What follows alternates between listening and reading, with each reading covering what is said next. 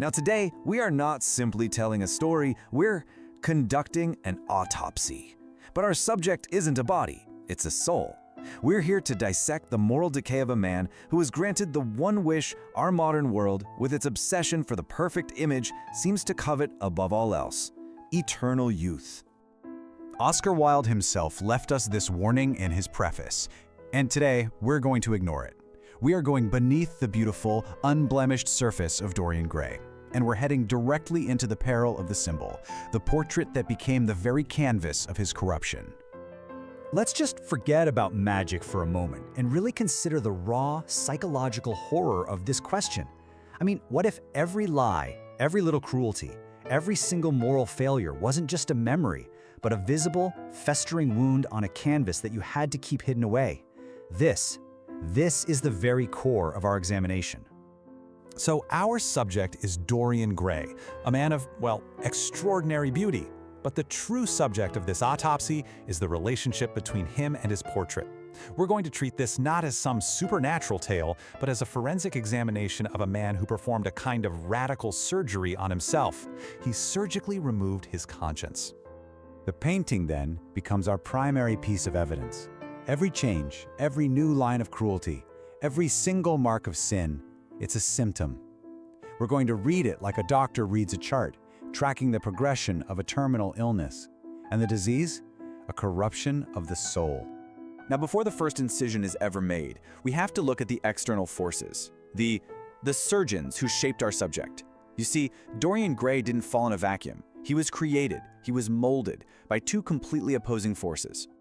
On one side, you've got Basil Hallward, the artist.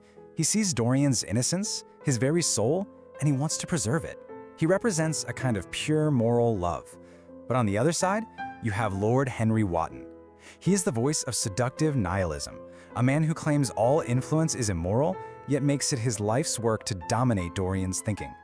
And Dorian becomes the beautiful, tragic battleground right between them. And this is the weapon Lord Henry uses. This philosophy, whispered into the ear of an impressionable young man, it's just poison dressed up as wisdom. It's a call for a new kind of hedonism, where the self is the only God and experience is the only prayer.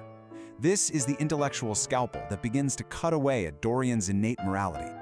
You know, every disease has an inciting incident. For Dorian, it's the moment he first confronts his own mortality, all stirred up by Lord Henry's words. And in a moment of sheer panic, he makes a wish, a prayer that performs the ultimate act of psychological surgery. Just listen to the terror behind that wish. It's a desperate, Faustian bargain. He doesn't just wish for eternal youth. He wishes to displace the consequences of living, the slow decay of time and sin, and put it all onto the portrait. He literally wants to sever the connection between his body and his soul. What Wilde describes as magic, we might diagnose today as a profound form of psychological dissociation. Dorian literally outsources his conscience to the canvas. It's kind of a chilling forerunner to the way we curate these perfect, unblemished public selves, all while hiding the messier reality. The portrait will now feel his shame, bear his age, and carry his guilt, and he is free to live without consequence, or so he thinks. He can now watch his soul rot from a safe distance. Right, so, with the conscience removed and stored away, the subject is free to indulge. We're now beginning the clinical observation phase of our autopsy, charting the symptoms of a spiritual decay as they manifest, one sin at a time. And the first test comes swiftly. His cruel rejection of the actress Sybil Vane leads to her suicide. For a second, Dorian feels the phantom limp of his conscience, a pang of real horror. But Lord Henry is right there to help him excise it, to reframe the entire tragedy. And this choice, this is the first cut that shows up on the canvas. This is our first clinical notation. The soul, now living on the canvas, reacts. It's not a grotesque monster yet, not at all. It's just a subtle shift, a touch of cruelty around the mouth. This is the first piece of hard evidence that the procedure was a success. His sin has been recorded, just not on his own face.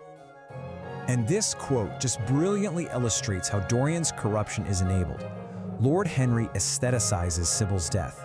He turns a human tragedy into a beautiful piece of art, a strange, lurid fragment from some Jacobean tragedy. He gives Dorian the intellectual permission slip he needs to feel absolutely nothing, to treat life as a spectator sport. And from this point on, the decay just accelerates. We hear about years of debauchery, of ruined reputations, of a life totally dedicated to this, quote, new hedonism. And all the while, locked away in the attic, the portrait just festers. It becomes this hideous catalog of his sins, a time-lapse of a soul decomposing while the body remains perfectly pristine. After decades of indulgence, even the patient himself starts to grow tired of his own disease. He actually makes an attempt at a cure. But as we're about to see, his idea of redemption is just as shallow and narcissistic as his sins ever were. So here's the crucial thing. His motive isn't virtue, it's vanity. He performs what he calls a good deed, sparing a young woman he was pursuing. But he doesn't do it out of empathy or some change of heart. No, he does it as an experiment. He just wants to know if one single act of goodness can reverse the pathology he sees on the canvas. He's treating the symptom, not the disease. Lord Henry's words, spoken years before, they just ring with this terrible truth here. Dorian's good resolution is an act of pure vanity. He has no moral capital left. He's trying to write a check from a bank account that's been overdrawn for decades. And of course, the clinical chart confirms the failure. The portrait doesn't get any more beautiful. In fact, the soul on the canvas registers the new sin, the sin of hypocrisy. A sneer of cunning appears on its lips. His attempt to manipulate his own soul has only added another layer to its corruption. With all hope of a cure now gone, the subject enters his final phase.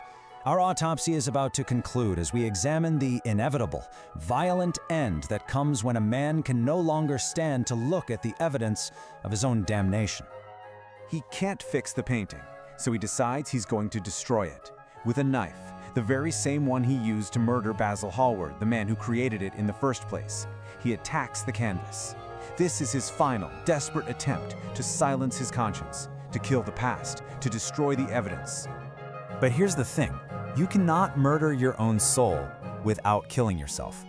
In stabbing the painting, he stabs himself. The roles are finally and horrifically reversed. The portrait returns to its original beauty, while his body instantly absorbs every year of sin, becoming withered, wrinkled, and loathsome. The cause of death wasn't the knife. It was the sudden, fatal shock of self-recognition. And ultimately, this is the finding of our autopsy. A beautiful surface can serve as a mask, a deflection, a magnificent lie, whether it's on a canvas or a social media feed. But it can never, ever stop the rot underneath. The debt of the soul always comes due. Subscribe to Face the Abyss. This is Spotlight Reads. When beauty becomes a god, it stops being a gift and starts demanding sacrifices. Dorian Gray thought a perfect face could hide a rotten soul, but every pleasure left a scar, and every cruelty whispered into the waiting portrait. The world saw an angel. The canvas saw the truth.